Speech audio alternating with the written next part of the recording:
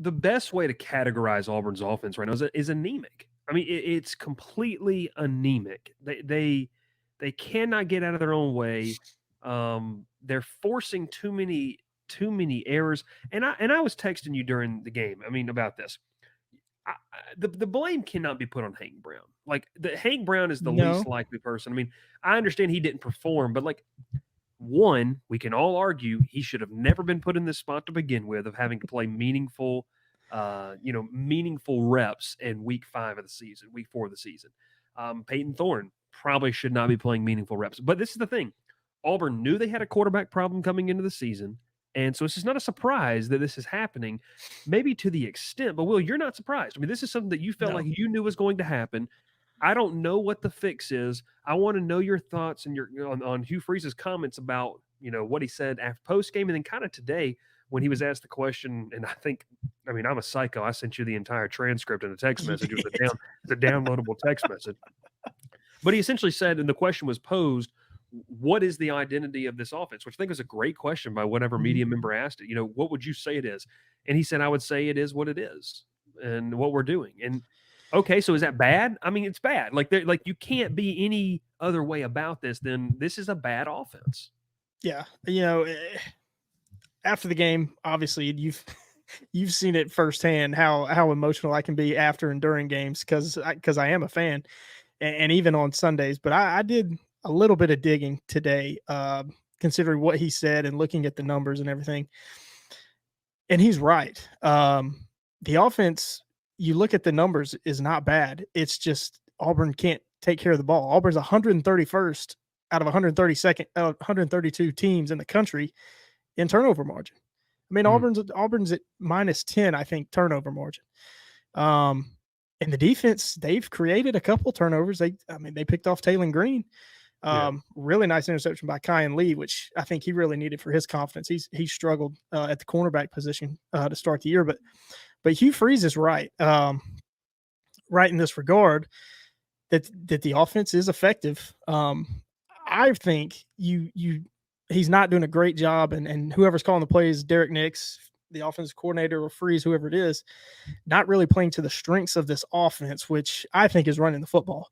You've got an Yeah. offensive line that is not very good, but the one thing they do well is run block. They do get after it. They can get downhill. They can create running lanes for Jarquez Hunter, and Jarquez Hunter is an all SEC level running back. Yeah. Yeah. And Hugh Freeze said after the game, "Well, I know we're running the ball. If you're really running the ball, you have a running back like Jarquez Hunter, he needs to get it 20, 25 times. I mean, Yeah. and you look at him, he can be a bell cow type back. He's not a little scat back. He'll lay you out in the hole. So that'll get clipped too by somebody, I'm It sure. will. It will. But it's the RPO, and what do quarterbacks want to do? They want to throw the ball. If you give them the option, they're going to want to throw it, which is not a surprise. But again, it comes back on him as the head coach, knowing quarterback was a problem. Everybody thought Auburn could upgrade at quarterback in the portal. They chose not to. And if they didn't, they should have done more on the offensive line, which that's where it starts. I mean, when Auburn drops back to pass, these offensive linemen are getting pushed around, getting pushed right back into the quarterback. So, it's not all on Peyton Thorne. It's not all on Hank Brown. Hank Brown missed a few throws. We've had throws hit off Cam Coleman, the all Auburn wide receiver. Ball's hitting off his hands and being intercepted. So it's been some bad luck, but there has been some real bad decision making too. So it's a collection of everything right now. Well, and you mentioned a collection of everything. And I think one of the biggest keys to that is that ultimately the scapegoat or who this is going to fall on is Hugh Freeze as the de facto play caller, whatever you want to, call him. I mean, I know there's Derek Nixon in the equation, but this is Hugh Freeze. Well, here's the thing. It's either Hugh Freeze when he wins, or it's not Hugh Freeze when he loses. That was kind of a point of contention last year. But where do you go from here? Because I think I am officially going to stamp it here on September 23rd of 2024.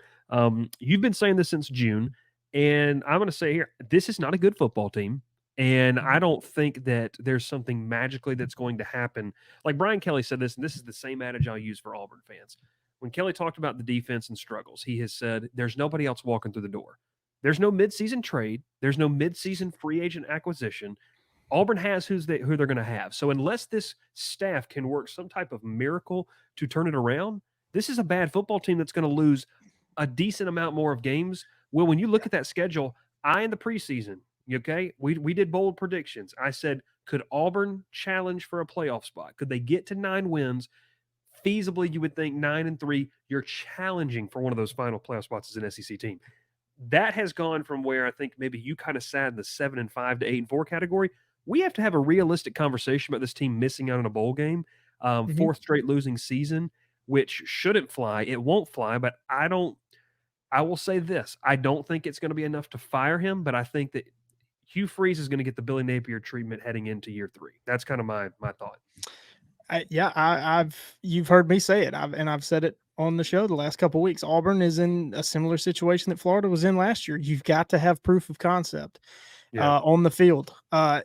All the recruits and all the recruiting insiders that get told things off the record that you know all about say that Auburn fans shouldn't be panicking about this recruiting class, that everybody that Auburn has committed is very solid, which is a good sign. I don't know that Florida had that last year. I didn't follow that part of their situation very closely. And I'm hoping that Auburn, that they can just keep this class together, because it is going to be a really good class if they can keep it together. Yeah. But like Brian Kelly said, nobody's coming through that door to make any differences. But I think if the play calling gets tweaked a little bit offensively, I mean, there's basically, it looks like there's no screen passes in this playbook. I mean, I don't think the play calling is really putting the players and the strengths of the offense in a position to get in a rhythm and make plays early, which is why they get off to a slow start. And it just makes it harder the longer the game goes on. Maybe throw some packages for screen passes, run the ball more, take the option out of the quarterback's hands a little bit earlier in the game. Because everybody looks like Peyton Thorne, Hank Brown, whoever's playing quarterback, looks like they're pressing early in the game to make that big play and get off to a good start. You just need to just chip away and get a few first downs and get momentum going, get confidence rolling. And right now I'm going to put that on the coaches and whoever's calling plays. It's disjointed. It's a mess is the best way to put it. And, you talk about this team could miss a bowl game. I said it after the Cal game. I think you laughed at me, but you're not going to laugh at me when I say it now. I don't see a winnable game on the schedule the rest of the year. And that includes Louisiana Monroe. And that includes Vanderbilt, who took Missouri to overtime in Columbia on Saturday. That includes General Maximus Booty. That is that young man's name, playing quarterback for the Warhawks of Louisiana Monroe. No, I'm with you. Sorry, my wife just walked in with my daughter, who is bawling her eyes out, and that threw me for a loop. But anyways, can finish that thought. I don't see an easily winnable game on the schedule. Everything's going to be a struggle, because it's partially because I don't know what I'm going to get from this offense. If they could consistently do something, and I think it can be run the ball, but they're just not doing it. But I think they could and I'm putting it on the play callers.